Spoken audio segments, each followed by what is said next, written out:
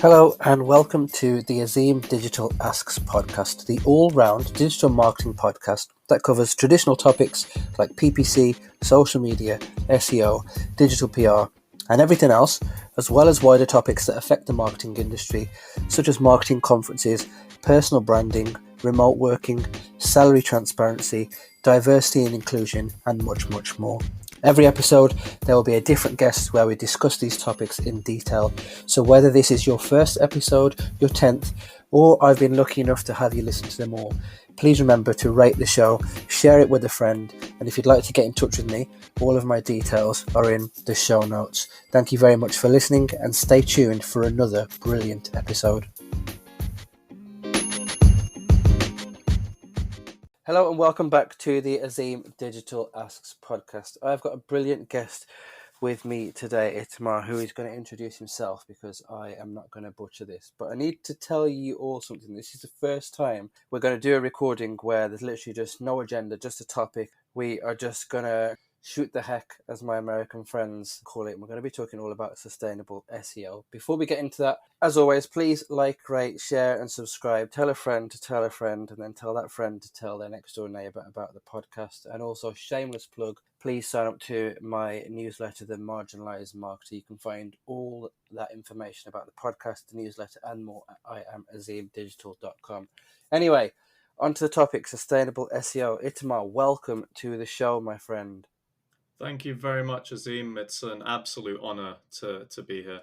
And all being well, you are going to be episode number 50, the big 50. So no pressure to deliver on the no agenda, but tell the audience who you are and why you're going to smash this episode out of the park. Yeah, so hello everyone who's listening. My name's Itamar Blauer. I'm an SEO consultant trainer, and I'm currently the SEO manager at Cure Media, which is an award-winning influencer marketing agency for fashion brands. And there's a lot I can say, but I don't really want to talk too much about me. I want to kind of get onto this topic because I think it's very interesting. And obviously, being episode 50, it's pressure. There's no pressure, right? No pressure. We're just gonna go with it. Sustainable SEO, right? And I'm kind of asking my own question here, Zim, unless you want to ask me one. But when I kind of think of sustainable SEO, the reason why I want to talk about sustainable SEO is because I feel like a lot of people in the industry, they're always trying to think of what's hot right now and then tackle that, and then kind of wait for the next thing. So the best example I can give you with that is something like Core Web Vitals, right? So, we're talking about, I think it was May 2020, when Google started announcing Core Web Vitals. Everyone was like, whoa, this is the big thing. This is something that we're going to jump on. And so a lot of people did.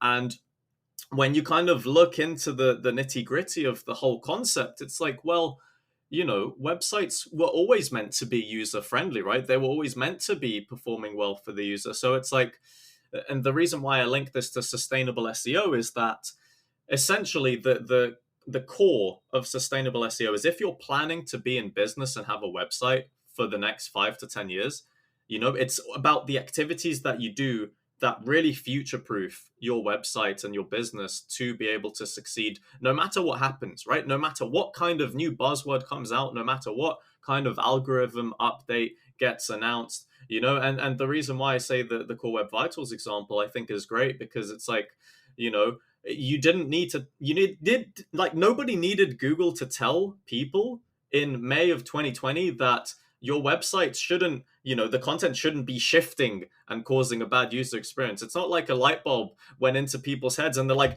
right, now is the time to sort this stuff, right? So when it comes to sustainable SEO, for me, it's always about trying to plant the seeds that will grow your website into the kind of mid to long term so that you'll always be able to benefit from strong organic performance that you can get from having a very good website. Love that. I mean, we could just end the episode right there. Thanks a lot. Let's dig into that a little bit more. I'm really, really interested to learn more from you. So you're talking about being sustainable in the sort of medium to long term. Why is it that you think that there's such a short-term mindset in parts of the industry? I think it's because things change quite quickly. So in my eyes, right, it's like, and I've seen this a lot over the years. And if you think all the way back to, the 2000s, when link building was like, well, you buy a bunch of, it was just a huge volume of links, you'll be able to rank. That was the thing that worked then. And then it's like over time, like that didn't work, but something else worked. Do you know what I mean? And I feel like it's like SEO in part has had this kind of, it's kind of like a hurdle approach where it's like there is always a hurdle that you reach, and then there's always this new kind of way of doing things or a new term that comes up or a new algorithm update that causes people to kind of change their perception on certain things, and then they just try and address it one by one. So that's why I think like this is, and I'm not trying to generalize, I'm not saying everyone does this, but I just see it a lot when it's like something new comes out and then people like, okay, yeah, this is the big focus, this is exactly like, this is what is going to increase your rankings, and then it just becomes more of like a checklist where that checklist keeps on getting bigger and bigger as time goes on. So once you've done something, there's always going to be something else in the next month or few months that is new to you that you're going to have to address. Love that. Love that. I'm immediately drawn comparisons to like a shiny new thing syndrome, or likening to spinning multiple plates at once. I guess one of the things that I wanted to ask you, I was going to ask you this later on, but I think you led me nicely to it. Imagine for a second, Itamar, I am listening to this, and I work with an agency. So I'm paying an agency to do my SEO for me, but I'm listening to his podcast and I'm thinking, well, a lot of the things that this guy is saying resonates with how my website is being managed. Where can I start to address that? How can I start to address this issue and bring this up with people that they work with?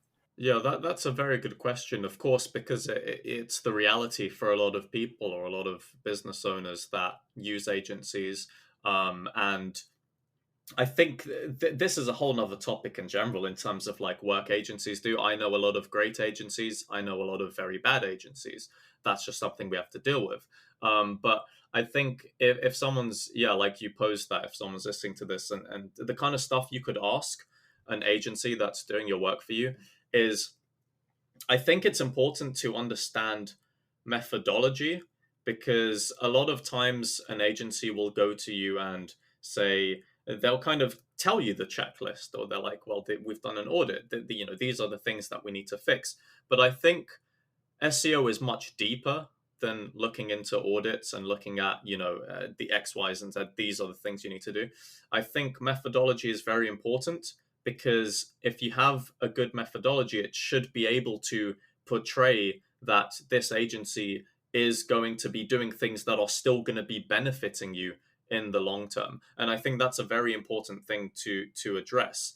So it's like, when people I'll try and think of an example. It's like when people try and flag, let's have a thing, even about, like even with title geddon, right? Like Google changing the like metadata and all that kind of stuff.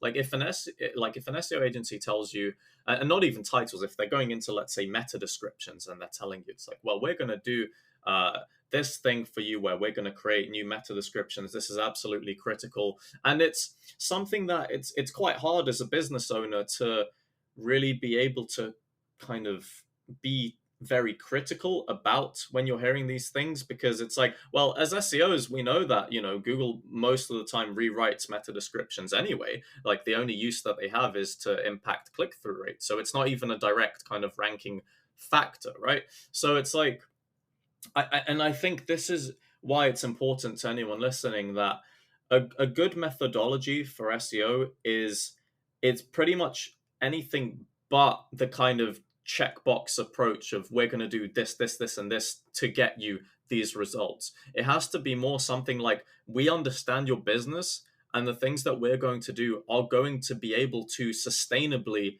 and positively impact your business and your website, so that you are able to get the returns that you're looking for in the long term. And I think that also involves like being able to speak with an SEO agencies. And I've said this to SEO agency owners a lot. It's like when you're, pitching out for sales and stuff, that jargon, just firstly, it's very unlikely to work or resonate with a business owner, because they're not going to know what the hell. Like, you can tell it's like, yeah, so I'm going to address the whole title geddon situation going on, and they'll just look at you and they'll be like, what the hell does that mean? So I think language is very important when you're communicating this. That's from an agency's perspective, but from a business owner, you just need to really you got to probe. Like, I think you just have to probe the agencies. Like, how can you confidently be able to tell me that you are going to show me the results in the long term? And I think this is where you can kind of weed out, an agency that's great versus an agency that might be a bit mediocre. Where it's like, if somebody's just going to be like, well, we're going to get you these results because we're going to do this whole checklist approach.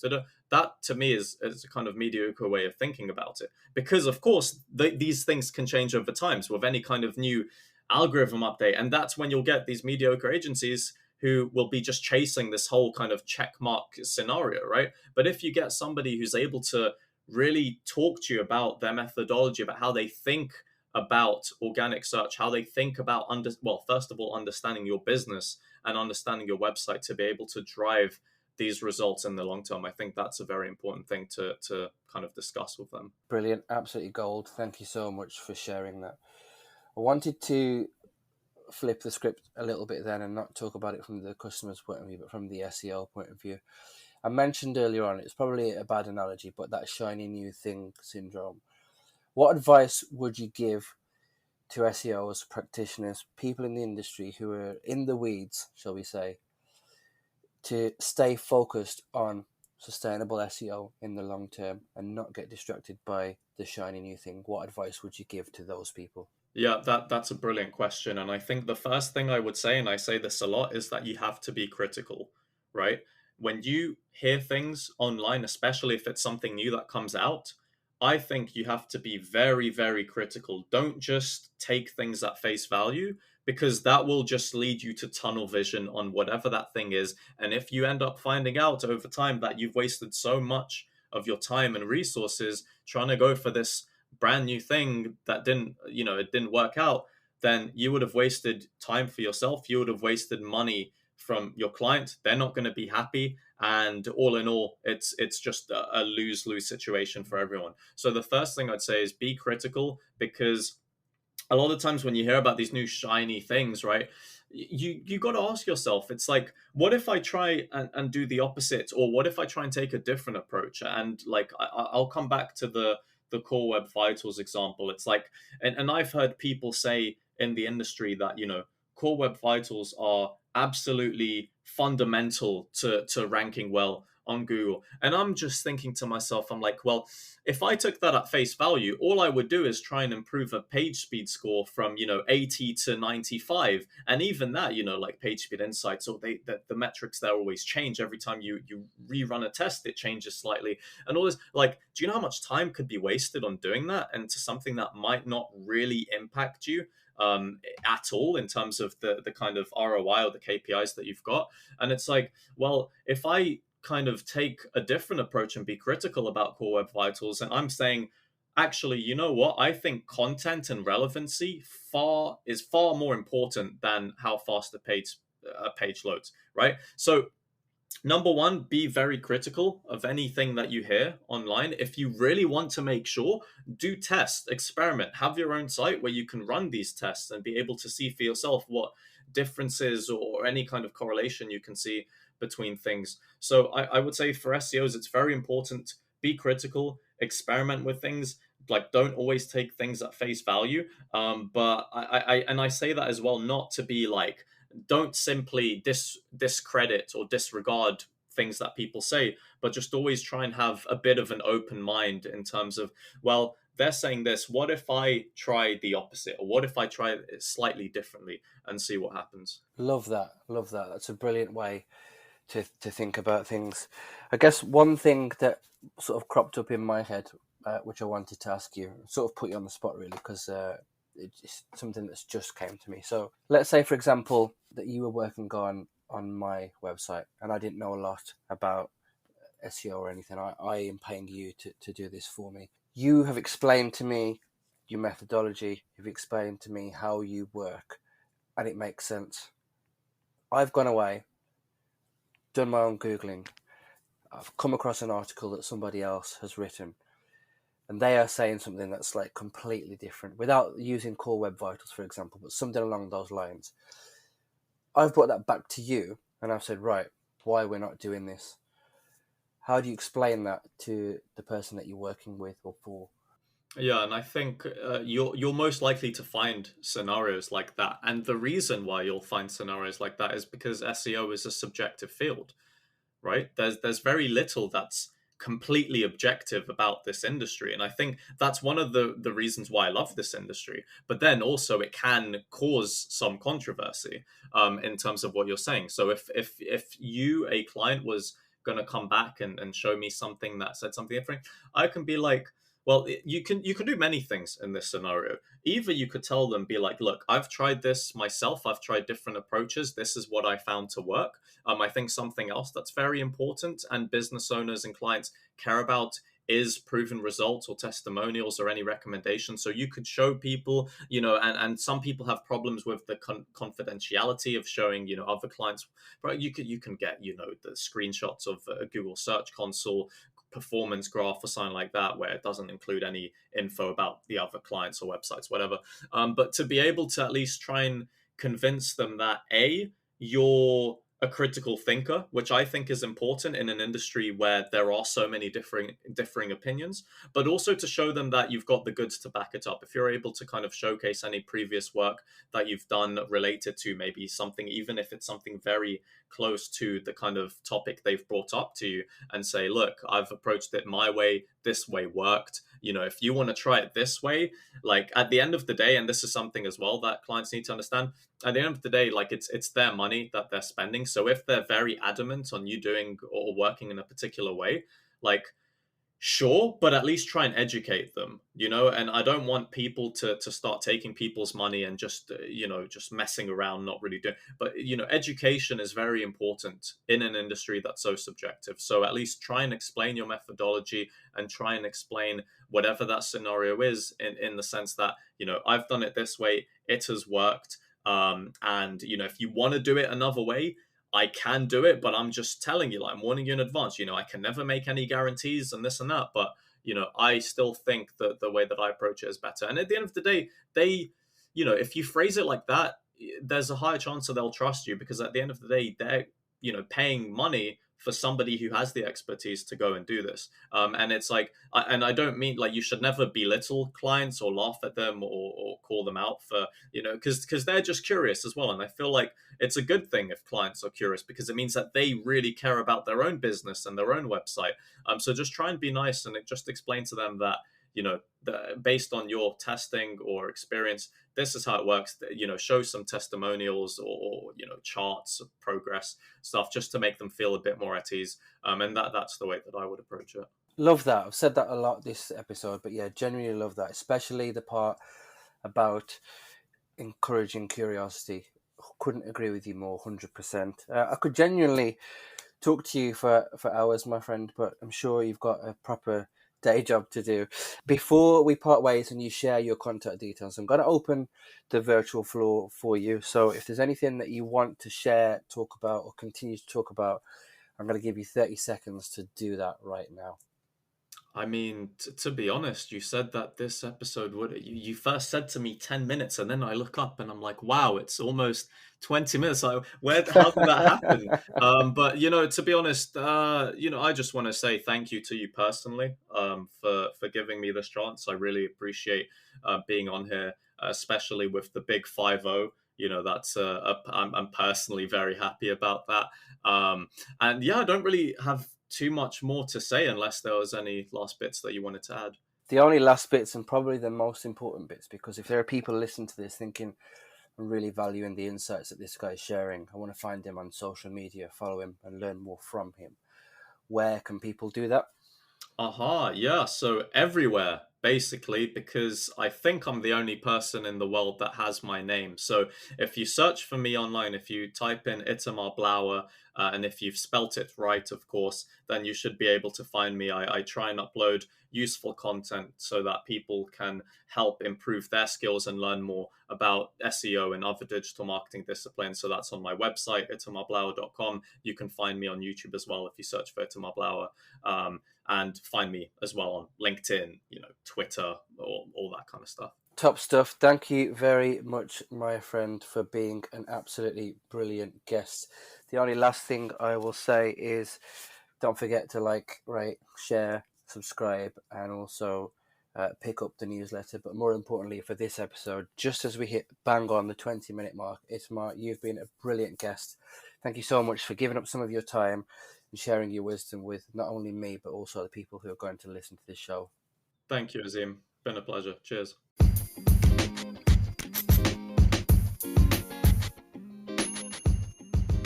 So that was another great episode in the bag. I'm really enjoying hearing from some brilliant people in this industry. If you enjoyed this podcast, please follow me on Spotify. Please leave a rating on Apple Podcasts or whichever platform you are using. Tell a friend to tell a friend, and hopefully see you for the next episode.